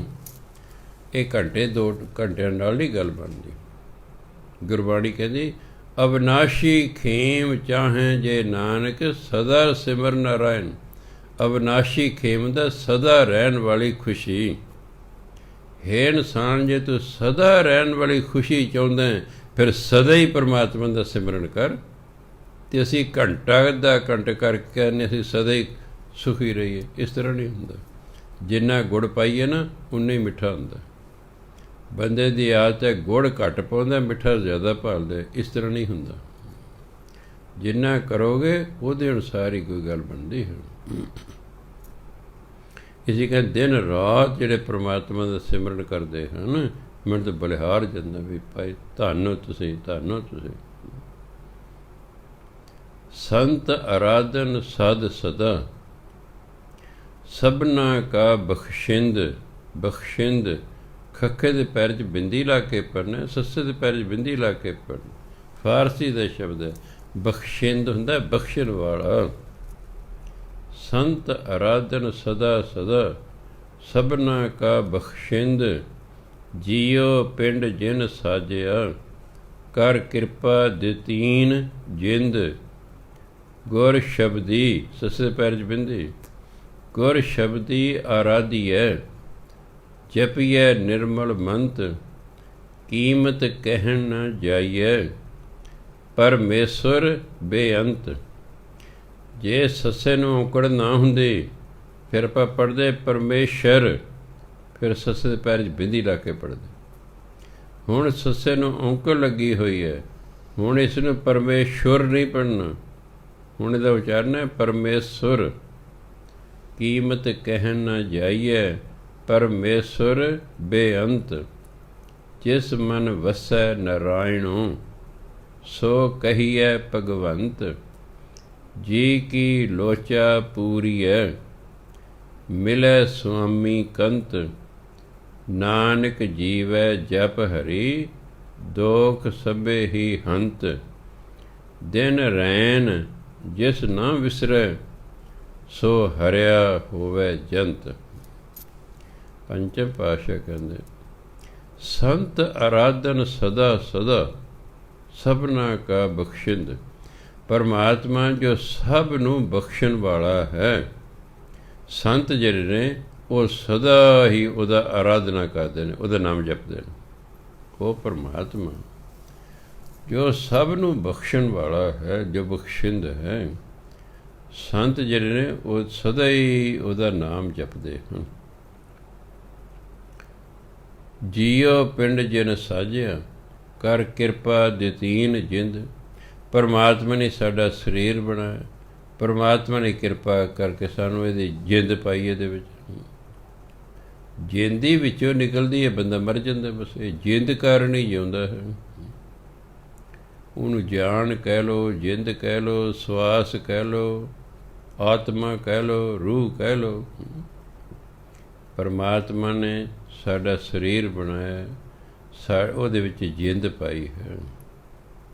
ਗੁਰ ਸ਼ਬਦੀ ਆਰਾਧੀਐ, ਜਪੀਐ ਨਿਰਮਲ ਮੰਤ। ਗੁਰੂ ਨੇ ਜਿਹੜਾ ਸਾਨੂੰ ਸ਼ਬਦ ਦਿੱਤਾ ਹੈ, ਗੁਰਮੰਤਰ, ਉਹਦੇ ਨਾਲ ਪ੍ਰਮਾਤਮਾ ਦੀ ਆਰਾਧਨਾ ਕਰਨੀ ਚਾਹੀਦੀ ਹੈ। ਨਿਰਮਲ ਮੰਤ, ਗੁਰੂ ਦਾ ਦਿੱਤਾ ਜਿਹੜਾ ਉਪਦੇਸ਼ ਹੈ ਉਹ ਨਿਰਮਲ ਮੰਤ ਹੈ। ਕਹਿੰਦੇ ਗੁਰੂ ਦੇ ਉਪਦੇਸ਼ ਰਾਹੀਂ ਅਤੇ ਗੁਰੂ ਦੇ ਦਿੱਤੇ ਸ਼ਬਦ ਰਾਹੀਂ ਉਹਦੀ ਆਰਾਧਨਾ ਕਰਨੀ ਚਾਹੀਦੀ ਹੈ, ਉਹਦਾ ਨਾਮ ਜਪਣਾ ਚਾਹੀਦਾ।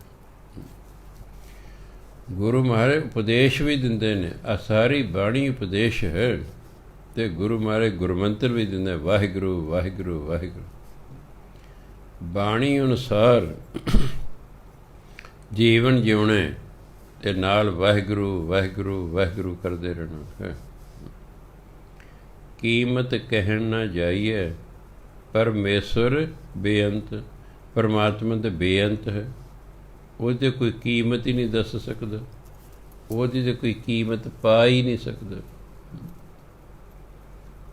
ਜਿਸ ਮਨ ਵਸੈ ਨਾਰਾਇਣੁ, ਸੋ ਕਹੀਐ ਭਗਵੰਤ। ਭਗਵੰਤ ਦਾ ਭਾਗਾਂ ਵਾਲਾ, ਕੋਲਵੰਤ ਖਾਨਦਾਨ ਵਾਲਾ, ਪਤਵੰਤ ਇੱਜ਼ਤ ਵਾਲਾ, ਭਗਵੰਤ ਭਾਗਾਂ ਵਾਲਾ। ਜਿਸ ਮਨ ਵਸੈ ਨਾਰਾਇਣੁ, ਜਿਹਦੇ ਮਨ 'ਚ ਪਰਮਾਤਮਾ ਵਸ ਜਾਏ ਨਾ, ਸੋ ਕਹੀਐ ਭਗਵੰਤ, ਉਹਨੂੰ ਭਾਗਾਂ ਵਾਲਾ ਕਿਹਾ ਜਾਂਦਾ ਹੈ। ਜਿਹਦੇ ਅੰਦਰ ਪਰਮਾਤਮਾ ਵਸ ਗਿਆ ਨਾ, ਉਹ ਤੇ ਭਾਗਾਂ ਵਾਲਾ ਹੋ ਜਾਂਦਾ। ਅਸੀਂ ਬਦ ਕਿਸਮਤ, ਕਿਉਂਕਿ ਜੇ ਪਰਮਾਤਮਾ ਸਾਡੇ ਅੰਦਰ ਵਸੇ ਹੀ ਨਹੀਂ ਹੈ। ਪਰਮਾਤਮਾ ਦੇ ਨਾਮ ਨੇ ਸਾਡੀ ਕਿਸਮਤ ਬਦਲਣੀ ਹੈ। ਉਹ ਬੰਦਾ ਜਪਦਾ ਨਹੀਂ ਹੈ, ਇਹ ਕਿਸਮਤ ਬਦਲਦੀ ਨਹੀਂ, ਧੱਕੇ ਥੋੜ੍ਹੇ ਜਿਹੇ ਖਾਈ ਜਾਂਦਾ, ਖਾਈ ਜਾ ਬਈ। ਸੰਸਾਰ ਦੇ ਕਿਸੇ ਵੀ ਯਤਨ ਨਾਲ ਤੁਹਾਡੀ ਕਿਸਮਤ ਨਹੀਂ ਬਦਲੇਗੀ, ਯਾਦ ਰੱਖਣਾ। ਜੋ ਅਸੀਂ ਪਿਛਲੇ ਜਨਮ 'ਚ ਕਰਮ ਕੀਤੇ ਉਹ ਸਾਡੀ ਕਿਸਮਤ ਹੋ ਗਈ ਹੈ, ਉਹ ਸਾਨੂੰ ਭੋਗਣੀ ਪੈਣੀ ਹੈ। ਅਗਰ ਤੁਸੀਂ ਆਪਣੀ ਕਿਸਮਤ ਨਾਲ ਸੰਤੁਸ਼ਟ ਨਹੀਂ ਹੋ, ਤੁਸੀਂ ਆਪਣੀ ਕਿਸਮਤ ਬਦਲਣਾ ਚਾਹੁੰਦੇ ਹੋ, ਤਾਂ ਰੋਣ ਪਿੱਟਣ ਨਾਲ ਜਾਂ ਕਈ ਪ੍ਰਕਾਰ ਦੇ ਤਰੀਕੇ ਵਰਤਣਾ ਕਿਸਮਤ ਨਹੀਂ ਬਦਲੇਗੀ। ਕਿਸਮਤ ਬਦਲਦੀ ਹੈ ਬਾਣੀ ਪੜ੍ਹ ਕੇ ਅਤੇ ਨਾਮ ਜਪ ਕੇ। ਕਿਉਂਕਿ ਮਾੜੀ ਕਿਸਮਤ ਹੈ ਅਤੇ ਆਪਣੇ ਹੀ ਮਾੜੇ ਕਰਮਾਂ ਕਾਰਨ ਹੈ, ਅਤੇ ਮਾੜੇ ਕਰਮ ਨਾਮ ਜਪੇ ਬਿਨਾਂ ਮਿਟਦੇ ਨਹੀਂ ਹੁੰਦੇ। ਜਦੋਂ ਕਰਮ ਹੀ ਮਿਟ ਜਾਣਗੇ ਤਾਂ ਉਹਦੇ ਕਾਰਨ ਜੋ ਦੁੱਖ ਜਾਂ ਗਰੀਬੀ ਸੀ ਉਹ ਆਪਣੇ ਆਪ ਹੀ ਮਿਟ ਜਾਵੇਗੀ। ਪਰਮਾਤਮਾ ਦੇ ਨਾਮ ਨੇ, ਇਸ ਬਾਣੀ ਨੇ ਸਾਡੀ ਕਿਸਮਤ ਬਦਲਣੀ ਹੈ। ਇਹਨੂੰ ਪੜ੍ਹ ਕੇ ਨਾਮ ਸਿਮਰਨ ਕਰਕੇ ਆਮ ਲੋਕ ਰਾਜੀ ਨਹੀਂ ਹੈਗੇ, ਇਸ ਲਈ ਉਹਨਾਂ ਦੀ ਕਿਸਮਤ ਬਦਲਦੀ ਨਹੀਂ, ਧੱਕੇ ਧੋੜੇ ਜਿਹੇ ਖਾਈ ਜਾਂਦੇ ਨੇ। ਹੁਣ ਦੇਖੋ ਭਗਤ ਰਵਿਦਾਸ ਜੀ ਕਿੰਨੇ ਚਿਮਿਆਰ ਬਨਾਰਸ 'ਚ ਰਹਿੰਦੇ ਹੁਣ ਉਹਨਾਂ ਦੇ ਵੇਲੇ। ਸਿਰਫ ਇੱਕ ਚਿਮਿਆਰ ਨੂੰ ਹੀ ਦੁਨੀਆ ਜਾਣਦੀ ਹੈ, ਬਾਕੀ ਕਿਸੇ ਨੂੰ ਨਹੀਂ ਜਾਣਦੀ। ਕਿਉਂ? ਉਹਨਾਂ ਨੇ ਨਾਮ ਜਪਿਆ। ਭਗਤ ਰਵਿਦਾਸ ਜੀ ਨੇ ਨਾਮ ਜਪਿਆ। ਭਗਤ ਭਗਤ ਜਗ ਵੱਜਿਆ, ਚਹੁ ਕੁੰਟਾਂ ਦੇ ਵਿੱਚ ਚਮਰੇਟਾ। ਭਾਈ ਗੁਰਦਾਸ ਕਹਿੰਦੇ ਇਹ ਚਿਮਿਆਰਾਂ ਦਾ ਮੁੰਡਾ ਚਾਰੇ ਦਿਸ਼ਾਵਾਂ 'ਚ ਭਗਤ ਭਗਤ ਕਰਕੇ ਪ੍ਰਸਿੱਧ ਹੋ ਗਏ। ਅਤੇ ਭਗਤ ਰਵਿਦਾਸ ਜੀ ਆਪ ਕਹਿੰਦੇ ਨੇ ਹੁਣ ਵੱਡੇ ਵੱਡੇ ਪੰਡਿਤ ਮੈਨੂੰ ਡੰਡੌਤ ਕਰਦੇ ਨੇ, ਹੈ ਨਾ। ਫਿਰ ਨਾਮ ਨੇ ਇੱਕ ਸਧਾਰਨ ਚਿਮਿਆਰ ਦੀ ਜਿਹੜਾ ਹੈ ਕਿਸਮਤ ਬਦਲ ਕੇ ਰੱਖਦੀ, ਉਹਨੂੰ ਪੂਜਣ ਯੋਗ ਬਣਾਤਾ, ਦੁਨੀਆ ਪੂਜਦੀ। ਅਸੀਂ ਵੀ ਉਹਨਾਂ ਦੀ ਬਾਣੀ ਨੂੰ ਮੱਥਾ ਟੇਕਦੇ ਹਾਂ, ਬਾਣੀ ਮੱਥਾ ਟੇਕਦੇ, ਕਿਉਂਕਿ ਉਹਨਾਂ ਦੇ ਬੋਲਾਂ 'ਚ ਵੀ ਤਾਕਤ ਹੁੰਦੀ ਹੈ। ਜਿਹਨਾਂ ਦੀ ਕਮਾਈ ਹੁੰਦੀ ਹੈ ਨਾ, ਉਹਨਾਂ ਦੇ ਬੋਲਾਂ 'ਚ ਵੀ ਤਾਕਤ ਹੁੰਦੀ ਹੈ। ਇਸ ਲਈ ਇਸ ਬਾਣੀ ਨੇ ਸਾਡੀ ਕਿਸਮਤ ਬਦਲਣੀ ਹੈ, ਜਾਂ ਜਿਹੜਾ ਸਾਨੂੰ ਗੁਰਮੰਤਰ ਮਿਲਿਆ ਉਸ ਨੇ ਸਾਡੀ ਕਿਸਮਤ ਬਦਲਣੀ ਹੈ। ਇਹ ਸਾਡੀ ਆਪਣੀ ਮਰਜ਼ੀ ਹੈ। ਅਸੀਂ ਬੈਡ ਲੱਕ ਨੂੰ ਗੁੱਡ ਲੱਕ 'ਚ ਬਦਲ ਸਕਦੇ ਹਾਂ। ਬਾਣੀ ਪੜ੍ਹਨੀ ਪੈਣੀ ਹੈ ਜਾਂ ਨਾਮ ਜਪਣਾ ਪੈਣਾ। ਬਾਣੀ ਪੜ੍ਹ ਲਓ ਚਾਹੇ ਨਾਮ ਜਪ ਲਓ, ਕੋਈ ਕੰਮ ਇੱਕ ਕਰ ਲਓ। ਅਨਪੜ੍ਹ ਤਬਕਾ ਹੈ ਔਰ ਚਲੋ ਮੰਨਿਆ ਉਹਨੂੰ ਬਾਣੀ ਨਹੀਂ ਪੜ੍ਹਨੀ ਹੁੰਦੀ, ਉਹ ਗੁਰੂ ਧਾਰਨ ਕਰੋ, ਤੁਹਾਨੂੰ ਗੁਰਮੰਤਰ ਮਿਲ ਜਾਏ। ਉਸ ਗੁਰਮੰਤਰ ਉੱਠਦੇ ਬੈਠਦੇ ਤੁਰਦੇ ਫਿਰਦੇ ਜਾਪ ਕਰਦੇ ਰਹੋ। ਕੁਝ ਮਹੀਨਿਆਂ ਬਾਅਦ ਤੁਹਾਡੀ ਕਿਸਮਤ ਬਦਲਣੀ ਸ਼ੁਰੂ ਹੋ ਜਾਵੇਗੀ। ਇਸ ਲਈ ਗੁਰੂ ਮਹਾਰਾਜ ਕਹਿੰਦੇ ਜਿਸ ਮਨ ਵਸੈ ਨਾਰਾਇਣੋ ਸੋ ਕਹੀਏ ਭਗਵੰਤ। ਜਿਸ ਦੇ ਮਨ 'ਚ ਪਰਮਾਤਮਾ ਵਸ ਗਿਆ ਨਾ, ਉਹਨੂੰ ਤੇ ਭਾਗਾਂ ਵਾਲਾ ਕਿਹਾ ਜਾਂਦਾ। ਵੀ ਤਾਂ ਭਾਗਾਂ ਵਾਲਾ ਜੀ ਕੀ ਲੋਚਾ ਪੂਰੀਏ ਮਿਲੇ ਸੁਆਮੀ ਕੰਤ। ਜਦੋਂ ਪਰਮਾਤਮਾ ਜੋ ਸਾਡਾ ਕੰਤ ਹੈ, ਜੋ ਸਾਡਾ ਪਤੀ ਹੈ, ਜਦੋਂ ਉਹ ਮਿਲ ਜਾਂਦਾ ਨਾ, ਜੀ ਕੀ ਲੋਚਾ ਪੂਰੀ ਹੈ, ਸਾਡੇ ਮਨ ਦੀ ਇੱਛਾ ਪੂਰੀ ਹੋ ਜਾਂਦੀ ਹੈ। ਸਭੇ ਇੱਛਾ ਪੂਰੀਆਂ ਜਾਂ ਪਾਇਆ ਅਗਮ ਅਪਾਰ। ਜਦੋਂ ਪਰਮਾਤਮਾ ਦੀ ਪ੍ਰਾਪਤੀ ਸਾਰੀ ਇੱਛਾਵਾਂ ਆਪਣੇ ਆਪ ਹੀ ਪੂਰੀਆਂ ਹੋ ਜਾਂਦੀਆਂ, ਕੋਈ ਇੱਛਾ ਹੀ ਨਹੀਂ ਰਹਿੰਦੀ, ਬਾਕੀ ਕੋਈ ਇੱਛਾ ਹੀ ਨਹੀਂ ਰਹਿੰਦੀ। ਉਹਦੇ ਦਰਸ਼ਨ ਕਰਨ ਤੋਂ ਬਾਅਦ ਸਾਰੀਆਂ ਇੱਛਾਵਾਂ ਹੀ ਖਤਮ ਹੋ ਜਾਂਦੀਆਂ। ਸੋ ਕਹਿੰਦੇ ਜਦੋਂ ਸੁਆਮੀ ਕੰਤ ਪਰਮਾਤਮਾ ਮਿਲਦਾ ਨਾ, ਜੀ ਕੀ ਲੋਚਾ ਪੂਰੀ, ਮਨ ਦੀ ਇੱਛਾ ਪੂਰੀ ਹੋ ਜਾਂਦੀ ਹੈ। ਨਾਨਕ ਜੀਵੈ ਜਪ ਹਰੀ ਦੋਖ ਸਭੇ ਹੀ ਹੰਤ। ਗੁਰੂ ਮਹਾਰਾਜ ਕਹਿੰਦੇ ਜਿਹੜਾ ਵੀ ਪਰਮਾਤਮਾ ਦਾ ਨਾਮ ਜਪਦਾ ਹੈ, ਦੋਖ ਸਭੇ ਹੀ ਹੰਤ, ਉਹਦੇ ਸਾਰੇ ਪਾਪ ਨਾਸ ਹੋ ਜਾਂਦੇ ਹਨ। ਦੋਖ ਪਾਪ ਹੰਤ ਦਾ ਨਾਸ ਹੋ ਜਾਂਦਾ, ਉਹਦੇ ਸਾਰੇ ਪਾਪ ਨਾਸ ਹੋ ਜਾਂਦੇ ਹਨ। ਨਾਮ ਨੇ ਵੱਡੇ ਵੱਡੇ ਪਾਪਾਂ ਨੂੰ ਸਾੜ ਕੇ ਸੁਆਹ ਕਰ ਦੇਣਾ ਹੁੰਦਾ। ਜੋ ਪਾਪ ਹੀ ਨਾ ਰਿਹਾ, ਦੁੱਖ ਹੀ ਖਤਮ ਹੋ ਗਿਆ। ਸਾਡੇ ਮਾੜੇ ਕਰਮਾਂ ਕਾਰਨ ਹੀ ਸਾਡੀ ਜ਼ਿੰਦਗੀ ਦੁੱਖ ਨੇ। ਜੋ ਕਰਮ ਹੀ ਕੱਟ ਗਏ ਤਾਂ ਦੁੱਖ ਤੇ ਆਪਣੇ ਆਪ ਹੀ ਸਮਾਪਤ ਹੋ ਗਏ। ਜਿੰਨਾ ਜੇ ਕਰਮ ਨਹੀਂ ਕੱਢਦਾ ਦੁੱਖ ਖੜਾ। ਕਰਮ ਨਾਮ ਤੋਂ ਬਿਨਾਂ ਕੱਟ ਨਹੀਂ ਹੋਣਾ, ਬਾਣੀ ਤੋਂ ਬਿਨਾਂ ਕੱਟ ਨਹੀਂ ਹੋਣਾ। ਉਹ ਅਸੀਂ ਬਾਣੀ ਪੜ੍ਹਦੇ ਨਹੀਂ, ਨਾਮ ਜਪਦੇ ਨਹੀਂ, ਕਰਮ ਖੜਾ। ਭੋਗੀ ਜਾਓ ਬਈ, ਭੋਗੀ ਜਾਓ। ਜੋ ਇੱਕ ਸਧਾਰਨ ਜਿਹਾ ਬੰਦਾ ਸੀ, ਉਹ ਹਰਿਦੁਆਰ ਚਲੇ ਗਏ। ਉੱਥੇ ਭੁੱਖ ਲੱਗੀ, ਮਖਾਣੇ ਖਰੀਦ ਲਏ। ਮਖਾਣੇ ਦੇ ਇੱਕ ਭਰਿੰਡ ਸੀ, ਉਹ ਵਿੱਚੇ ਤੋਲੀ ਗਈ। ਉਹ ਜੋ ਖਾਣ ਲੱਗਾ, ਉਹਨੇ ਭਰਿੰਡ ਲੱਗਾ ਖਾਣ, ਅਤੇ ਭਰਿੰਡ ਕਹਿੰਦੇ ਭੀ ਭੀ ਭੀ। ਕਹਿੰਦੇ ਦੇਖ, ਚਾਹੇ ਚੀਂ ਕਰ ਚਾਹੇ ਭੀ ਕਰ, ਯਾਰਾਂ ਨੇ ਦਾਮ ਖਰਚੇ हैं, हम तो खाएंगे। ਇਸ ਲਈ ਹੁਣ ਚੀਂ ਕਰ ਪੀ ਕਰ, ਇਹ ਫਿਰ ਕਰਮ ਤੇ ਭੋਗਣੇ ਪੈਣੇ। ਰੋਈ ਜਾ ਪਿੱਟੀ ਜਾ, ਹੁਣ ਜੋ ਮਰਜ਼ੀ ਕਰੀ। ਇਹ ਤਾਂ ਜੇ ਦਾਤੇ ਦੀ ਬੜੀ ਕਿਰਪਾ ਹੈ। ਉਹਨੂੰ ਪਤਾ ਸੀ ਕਿ ਹੈਣ ਤੇ ਮੇਰੇ ਧੀਆਂ ਪੁੱਤਰ ਹੀ ਇਹ, ਪਰ ਇਹ ਪੁੱਠੇ ਕਰਮਾਂ ਕਾਰਨ ਅੱਜ ਦੁਖੀ ਨੇ। ਕੋਈ ਮਾਂ ਬਾਪ ਨਹੀਂ ਚਾਹੁੰਦਾ ਕਿ ਉਹਦਾ ਧੀ ਪੁੱਤਰ ਦੁਖੀ ਹੋਵੇ, ਕੋਈ ਨਹੀਂ ਚਾਹੁੰਦਾ। ਪਰ ਮਾਂ ਬਾਪ ਕਹਿੰਦਾ ਪੁੱਤ ਤੂੰ ਇਸ ਤਰ੍ਹਾਂ ਕਰ ਲੈ, ਤੂੰ ਸੁਖੀ ਹੋ ਜਾਏਗਾ। ਪੁੱਤ ਕੋ ਮੰਨਦਾ ਹੀ ਨਹੀਂ, ਫਿਰ ਕਿਵੇਂ ਸੁਖੀ ਹੋਏਗਾ ਬਈ। ਪਰਮਾਤਮਾ ਸਾਡਾ ਪਿਤਾ, ਉਹ ਕਹੇ ਤੁਸੀਂ ਮੇਰਾ ਨਾਮ ਜਪੋ, ਤੁਸੀਂ ਸੁਖੀ ਹੋ ਜਾਓਗੇ। ਅਸੀਂ ਉਹਦੀ ਗੱਲ ਹੀ ਨਹੀਂ ਮੰਨਦੇ। ਉਹ ਕਹੇ ਚੰਗਾ ਫਿਰ ਉਹ ਹੋਰ ਉਹਨੂੰ ਕੀ ਕਰੇ ਵੀ, ਉਹਨੇ ਕੀ ਸਾਡੀ ਡਾਂਗ ਮਾਰਨੀ। ਉਹ ਕਹੇ ਚੰਗਾ ਫਿਰ ਮੈਂ ਤਾਂ ਤੁਹਾਡੇ ਕਰਮ ਲਿਖਦੇ, ਭੋਗੀ ਜਾਓ। ਫਿਰ ਪਹਿਲਾਂ ਵੀ ਤੁਸੀਂ ਨਹੀਂ ਸੀ ਮੇਰੀ ਮੰਨੀ ਅਤੇ ਆਪਣੀ ਮਰਜ਼ੀ ਕੀਤੀ ਅਤੇ ਮਾੜੇ ਕੰਮ ਕੀਤੇ, ਮੈਂ ਤੁਹਾਡੀ ਕਿਸਮਤ ਲਿਖਤੀ। ਹੁਣ ਮੈਂ ਤੁਹਾਨੂੰ ਗੁਰੂਆਂ ਰਾਹੀਂ ਸਾਧੂਆਂ ਰਾਹੀਂ ਸਮਝਾਉਣਾ ਕਿ ਤੁਸੀਂ ਭਾਈ ਨਾਮ ਜਪ ਲਓ, ਤੁਹਾਡੀ ਕਿਸਮ ਬਦਲ ਜਾਏਗੀ। ਤੁਸੀਂ ਮੇਰੀ ਮੰਨਦੇ ਹੀ ਨਹੀਂ, ਚੰਗਾ ਆਪਣਾ ਭੋਗੀ ਜਾਓ। ਹੈਗੀ ਨਹੀਂ ਤਾਂ ਕਿਹੜਾ ਮਾਂ ਪਿਓ ਹੈ ਜਿਹੜਾ ਕਹਿੰਦਾ ਮੇਰਾ ਪੁੱਤਰ ਧੀ ਪੁੱਤ ਦੁਖੀ ਹੋਵੇ। ਬੱਚੇ ਮੰਨਦੇ ਹੀ ਨਹੀਂ ਅੱਜ ਕੱਲ੍ਹ ਮਾਂ ਪਿਓ ਦੀ। ਮਾਂ ਪਿਓ ਕਿਆ ਕਰੇ ਬਈ, ਕਿੰਨੇ ਹੀ ਸਮਝਾ ਲਓ ਭਾਈ ਸ਼ਰਾਬਾਂ ਨਾ ਪੀਏ ਕਰੋ, ਕਿਉਂ ਆਪਣਾ ਪੱਠਾ ਬੈਠਾਉਣਾ, ਨਹੀਂ ਮੰਨਦੇ। ਆਪ ਪੀ ਕੇ ਮਰ ਜਾਣਗੇ, ਮਗਰ ਟੱਬਰ ਰੁਲਦਾ ਰਹਿੰਦਾ। ਇਹ ਪੀਣ ਪੂਣ ਨਸ਼ਈਆਂ ਨੂੰ ਆਪਣੇ ਤੋਂ ਬਿਨਾਂ ਹੋਰ ਕੋਈ ਪਰਿਵਾਰ ਦੀ ਚਿੰਤਾ ਨਹੀਂ। ਬਸ ਮੈਨੂੰ ਮਿਲਣੀ ਚਾਹੀਦੀ। ਘਰ ਦੇ ਭਾਂਡੇ ਵਿੱਚ ਇੱਕ ਵਿਚਾਰੀ ਬੀਬੀ ਹੁੰਦੀ, ਕਹਿੰਦਾ ਮੇਰਾ ਪੁੱਤ ਸ਼ਰਾਬ ਪੀਂਦਾ ਜੀ। ਕਹਿੰਦਾ ਮੈਂ ਜੇ ਥੋੜ੍ਹੇ ਬਾਹਰ ਗਈ ਹੋਈ, ਘਰ ਦੀ ਚੀਜ਼ ਚੱਕਦਾ, ਬਾਜ਼ਾਰ ਵੇਚ ਆਉਂਦਾ ਅਤੇ ਪਊਗਾ ਲੈ ਆਉਂਦਾ। ਕੀ ਕਰਾਂ ਮੈਂ ਜੀ ਹੁਣ? ਮੈਂ ਜੀ ਬਸ ਇਹੀ ਹੈ। ਤੁਸੀਂ ਵੀ ਕੋਈ ਮਾੜਾ ਕਰਮ ਕੀਤਾ ਹੋਣਾ, ਜਾਂ ਇਹ ਨਲਾਇਕ ਪੁੱਤਰ ਤੁਹਾਡੇ ਘਰ ਪੈਦਾ ਹੋ ਗਿਆ, ਇਸੇ ਕਰਕੇ ਭੈੜਾ ਆਇਆ ਨਾ ਪੈਦਾ। ਤੁਸੀਂ ਵੀ ਕੋਈ ਭੈੜਾ ਕੰਮ ਕੀਤਾ, ਦੁੱਖ ਭੋਗੀ ਜਾ। ਹੁਣ ਕਾਰਨ ਤਾਂ ਕੋਈ ਬਣਨਾ ਨਾ ਦੁੱਖ ਦਾ, ਉਹ ਪੁੱਤਰ ਹੀ ਕਾਰਨ ਬਣ ਗਿਆ ਹੈ। ਭੋਗੋ ਹੁਣ।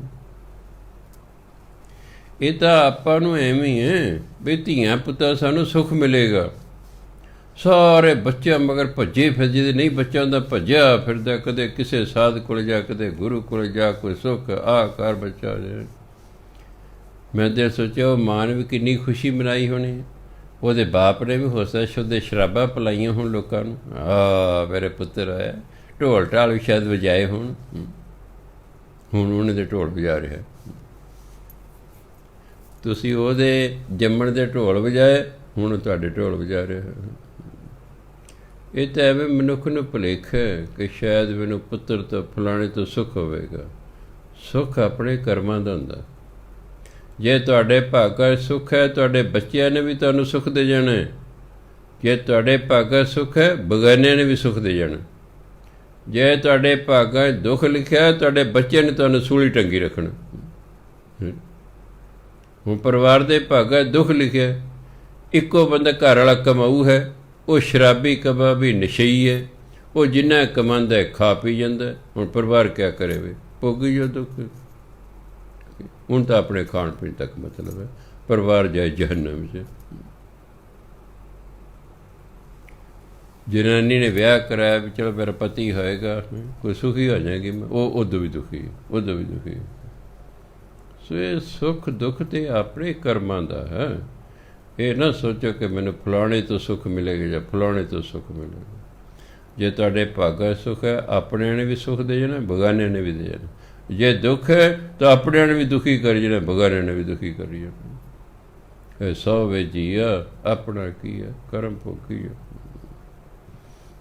ਸੋ ਇਸ ਲਈ ਗੁਰੂ ਮਹਾਰਾਜ ਕਹਿੰਦੇ ਨਾਨਕ ਜੀਵੈ ਜਪ ਹਰੀ ਦੋਖ ਸਭੇ ਹੀ ਹੰਤ। ਕਹਿੰਦੇ ਜਿਹੜਾ ਹਰੀ ਦਾ ਨਾਮ ਜਪ ਕੇ ਜਿਉਂਦਾ ਨਾ ਉਹਦੇ ਸਾਰੇ ਪਾਪਾਂ ਦਾ ਨਾਸ ਹੋ ਜਾਂਦਾ ਹੈ। ਦਿਨ ਰੈਣ ਜਿਸ ਨਾ ਵਿਸਰੈ, ਜਿਸ ਨੂੰ ਨਾ ਦਿਨੇ ਨਾ ਰਾਤ ਨੂੰ ਰੱਬ ਵਿਸਰਦਾ ਹੀ ਨਹੀਂ।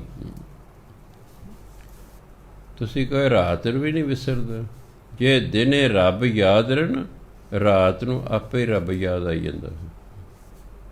ਜਿਹੜਾ ਦਿਨੇ ਸਿਮਰਨ ਕਰਦਾ ਰਹਿੰਦਾ ਰਾਤ ਨੂੰ ਦਾ ਸਿਮਰਨ ਆਪਣੇ ਆਪ ਹੀ ਹੁੰਦਾ ਰਹਿੰਦਾ। ਉਹ ਆਪਣੇ ਵੱਲੋਂ ਸੁੱਤਾ ਹੋਇਆ ਰਸਨਾ ਵਾਹਿਗੁਰੂ ਵਾਹਿਗੁਰੂ ਕਰ ਰਹੀ ਹੁੰਦੀ, ਰਾਤ ਨੂੰ ਆਪਣੇ ਆਪ ਹੀ ਹੁੰਦਾ ਰਹਿੰਦਾ।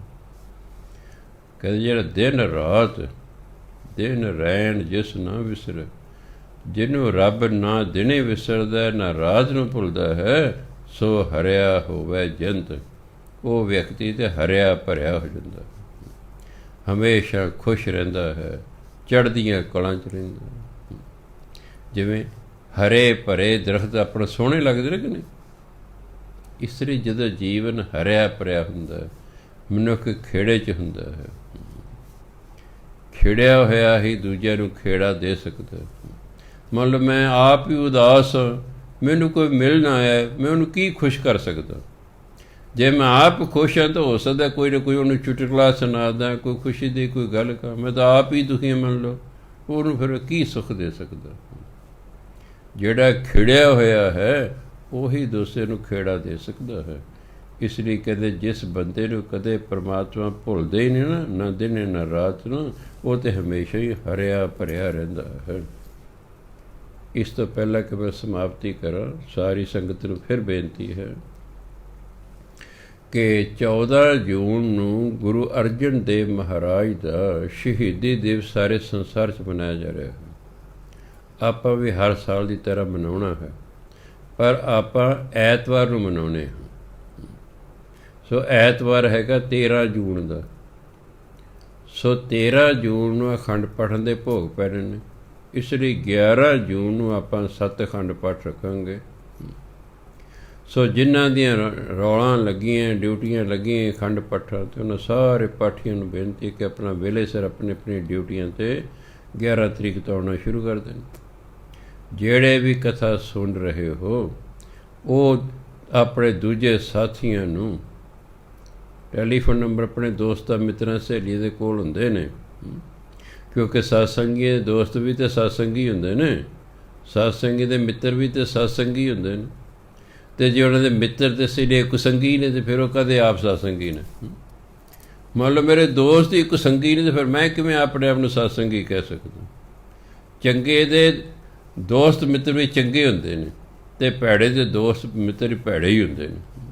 ਇਸ ਲਈ ਦੂਜੇ ਸਤਸੰਗੀਆਂ ਨੂੰ ਦੱਸਣਾ ਕਿ ਭਾਈ 11 ਤਰੀਕ ਨੂੰ ਅਖੰਡ ਪਾਠ ਸ਼ੁਰੂ ਹੋ ਰਹੇ ਹਨ। ਸੋ ਵੇਲੇ ਸਿਰ ਡਿਊਟੀਆਂ 'ਤੇ ਪਹੁੰਚਣ ਦੀ ਕਿਰਪਾਲਤਾ ਕਰਨੀ ਹੈ। ਐਤਵਾਰ ਨੂੰ 8:05 ਜਾਂ 7 ਦੇ ਭੋਗ ਪੈ ਜਾਂਦੇ ਨੇ। ਉਸ ਤੋਂ ਬਾਅਦ ਫਿਰ ਜਿਹੜਾ ਹੈ 2 ਸ਼ਬਦ ਕੀਰਤਨ ਹੋਏਗਾ। ਉਸ ਤੋਂ ਬਾਅਦ ਸਮਾਪਤੀ ਹੋਏਗੀ। ਜਿਹੜੀ ਸੰਗਤ ਪਹੁੰਚੀ ਹੈਗੀ ਉਹਨਾਂ ਨੂੰ ਅਸੀਂ ਵੀ ਖੁਆ ਪਿਆ ਕੇ ਫਿਰ ਤੋਰਾਂਗੇ। ਸੋ ਸਤਿਕਾਰਯੋਗ ਸਾਸੇ ਸਮਾਂ ਹੋ ਗਿਆ। ਵਾਹਿਗੁਰੂ ਜੀ ਕਾ ਖਾਲਸਾ, ਵਾਹਿਗੁਰੂ ਜੀ ਕੀ ਫਤਿਹ।